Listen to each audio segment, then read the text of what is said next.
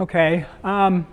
So this morning I'm going to talk about basically the excavation, the recovery of this big block, and give you a little bit of an update on the Utahraptor project, which is kind of a loose conglomerate of people working on this same thing here. So this is the study area. What this really comes down to is back in 2001, a geology student at Northern Arizona University named Madsen was studying the Cedar Mountain Formation, and that's this piece of rock right here. Here's our quarry, our camp, and Arches National Park in the background just to the south. If I'd have known how rough this was going to get, I would have probably jumped off of this thing at this point. But Cedar Mountain Formation, again, what Matt was studying was the poison strip sandstone, which is this here. Very steep cliff, but while he was walking around on the Yellow Cat member, he happened to run into a piece of bone that looked like a hollow arm bone, and told Jim Kirkland about that. And of course, that got our attention, and that's what brought us out here. So when Jim and I first went out there, this is kind of what we were looking up at. We had a photograph taken from somewhere up here looking back down in an approximate view of the site. We spent the better part of a day wandering around in this wilderness of rock trying to find the site. Can you hear me all right? I know this thing is kind of going loud and soft. You're good? Okay. Eventually we spotted the site. The bone was very, very subtle. It's kind of white. Get coordinated here. You can barely see it in here. It's kind of got a little bit of an orange stain on it. It was incredibly subtle. At the time, all we did was just record the site and just leave things right there in place.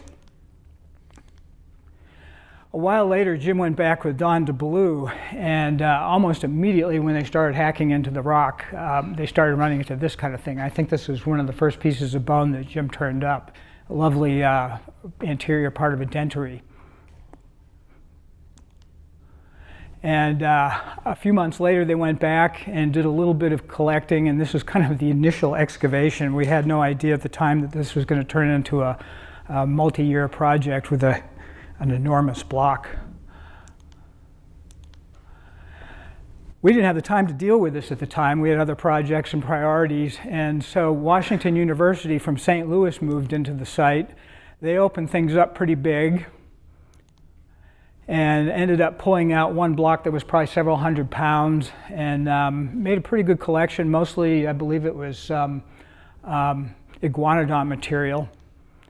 And right in the center there, you can see a car hood. This was kind of the main means of dragging things down from this site. It was several hundred feet down, incredibly rocky surface, very, very steep.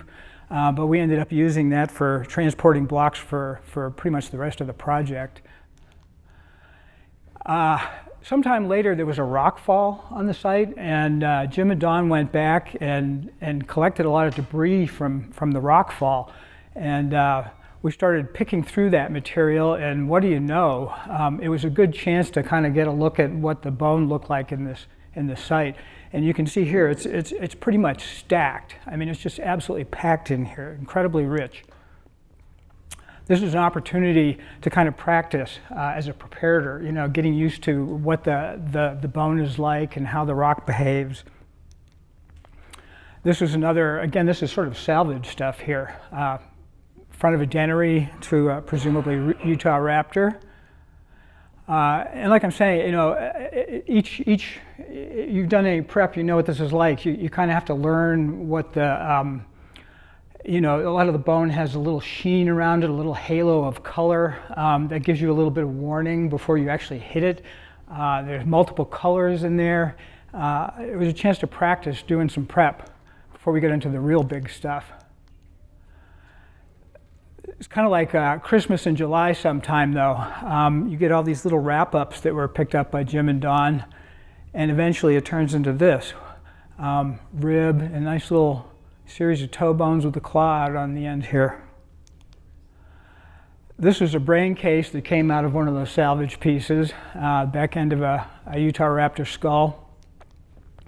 And here's a sampling. Of course, that skull up here is not one of ours, unfortunately.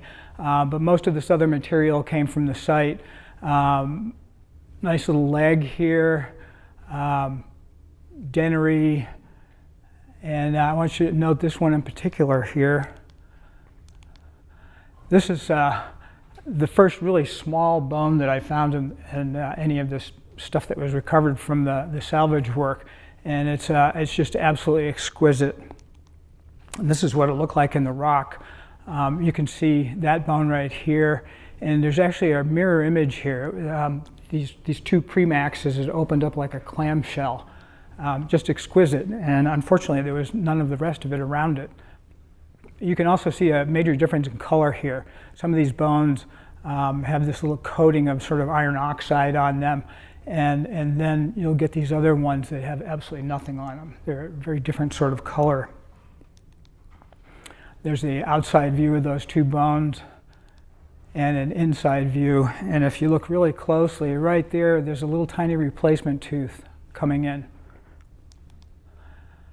This is Gary Hunt. A couple of years later, we started working out there, and one of the things that we found was that you could see this quarry from miles and miles away, and occasionally it brought in visitors to us. They'd see us up on the hill, and unfortunately it also led to a little bit of vandalism.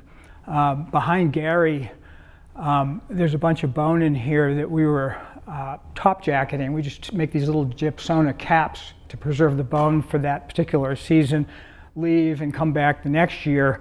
And what we found was that somebody had come up to the site and systematically, it appeared, peeled off each one of those little plaster jackets to see what was underneath them. And they pretty much trashed everything that was there. And of course, at some point later, we had to deal with this in the lab. The only way to handle this in the field was just to put the cap back where it was and jacket over it. There's really nothing you can do at the time. We combated this vandalism problem, at least we tried to, by making the site less visible. We used spray paint to cover the jackets with some paint and just try and make it a little less visible from a distance. And of course we used brown tarps on occasion as well. And I think it helped.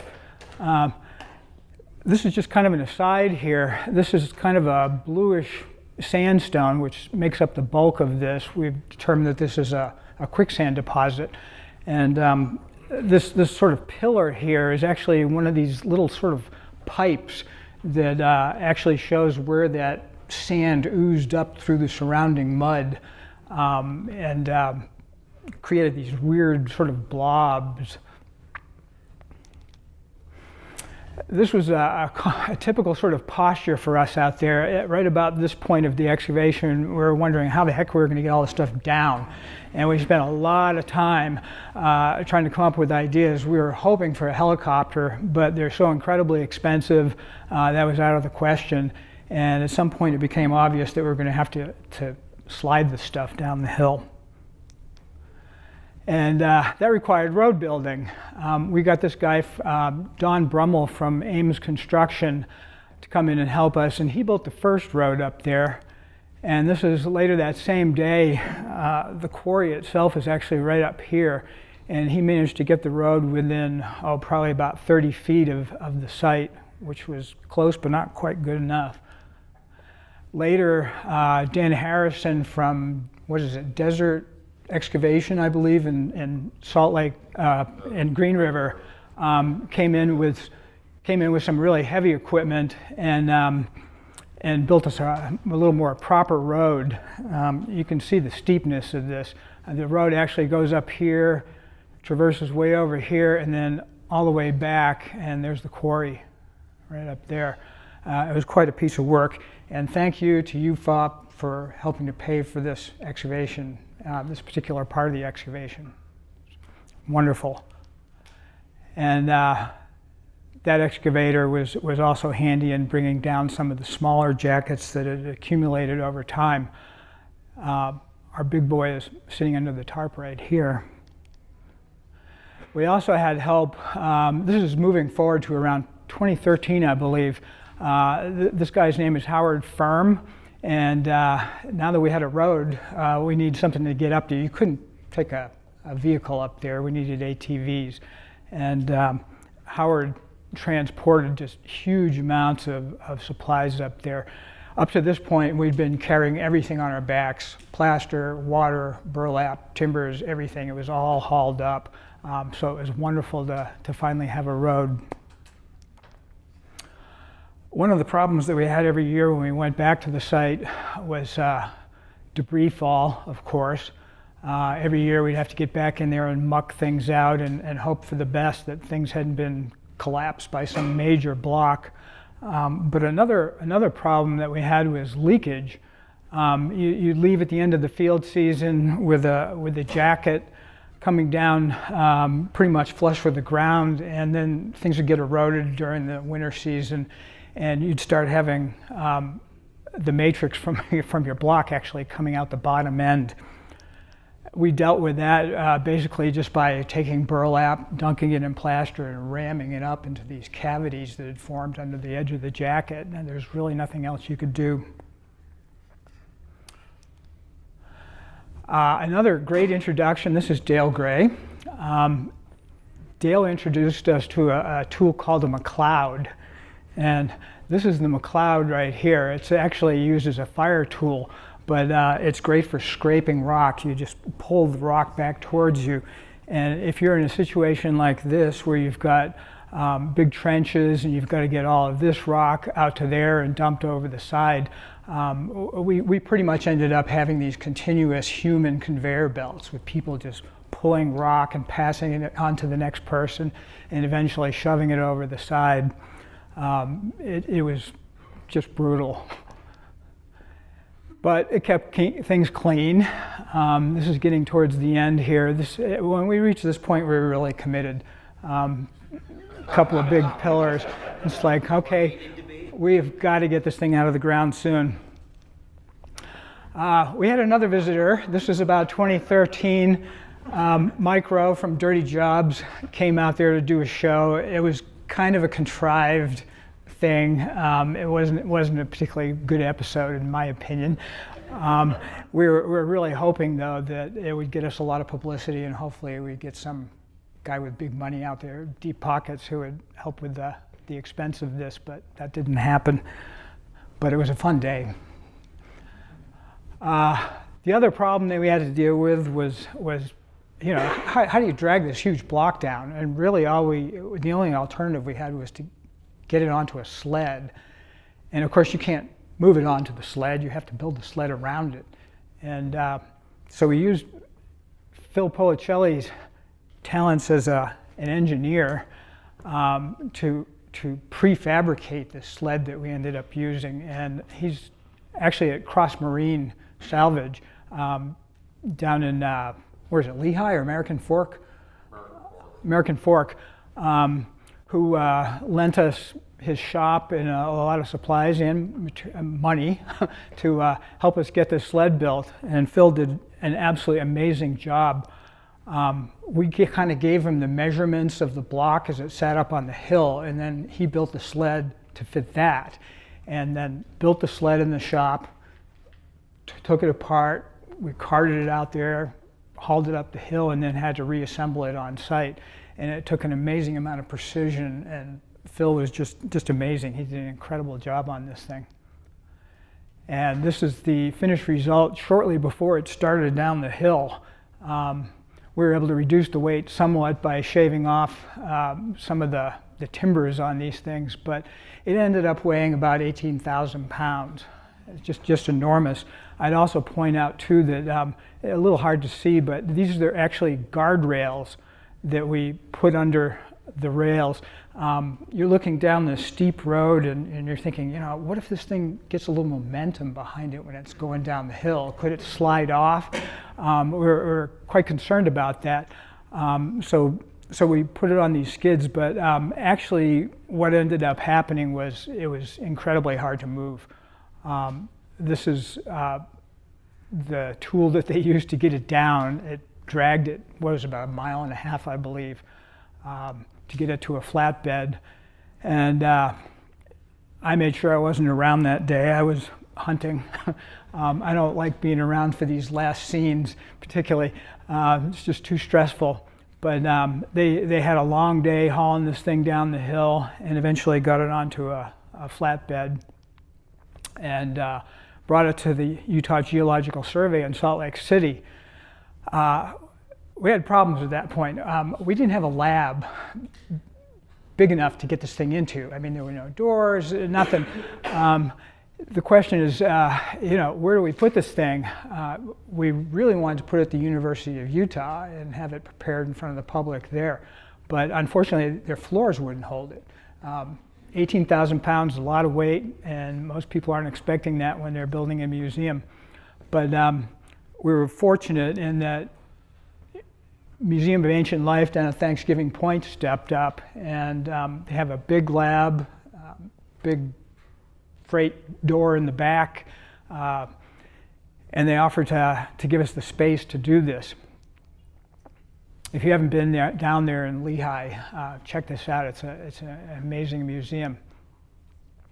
So we got Cross Marine once again to come in, load the thing back on a flatbed, haul it down to Thanksgiving Point. And unfortunately, this was too wide to get in the freight doors in the museum. So I had to shave several inches off both sides of the block to get it in there. And that was quite a job. I think I got about maybe 4 inches of plaster off this edge. And the other side had a little bit of problems. It actually used to stick out quite a bit. The only thing to do was to cut a hole in the side and start taking bones out. Of course, as soon as you open it, what do you find? Big bone sitting there. There's a distal femur. But eventually, I managed to get just enough off there to squeak it through the doors. I think we had about 2 inches of slop on either side when we actually moved it into the building. And of course, this right here, this is a gypsona jacket, just a temporary jacket. So Cross Marine came in again, gave us a hand moving this up the hill to the museum proper, and they used a crane to lift it up to the freight doors, and it was wonderful. They had these little rollers that they could put the whole thing on. I think Phil had also built a metal frame here to support these rollers, and they were able to get it in the freight door, and they made a couple of right-angle turns, just rolling it on those little rollers, and got it into the lab. Just pointing out this here too, we were afraid about that block sliding down the hill, so we didn't put back in the field. We were afraid it was just going to get away from us. And what's that one? That's 2 minutes? Uh-oh, we got to move. This again. Anyway, we finally got this block open and ran out of money. And I got laid off, and pretty much the block sat there for the next year. And we were trying to determine how to get money to finance this. And we finally turned to GoFundMe. And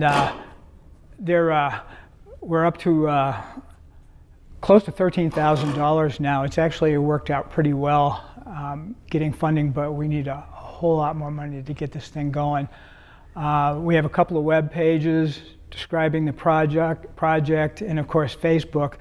I don't know anything about putting these kind of pages together, so fortunately we've had our good friend here. What are you, vaping? What is that?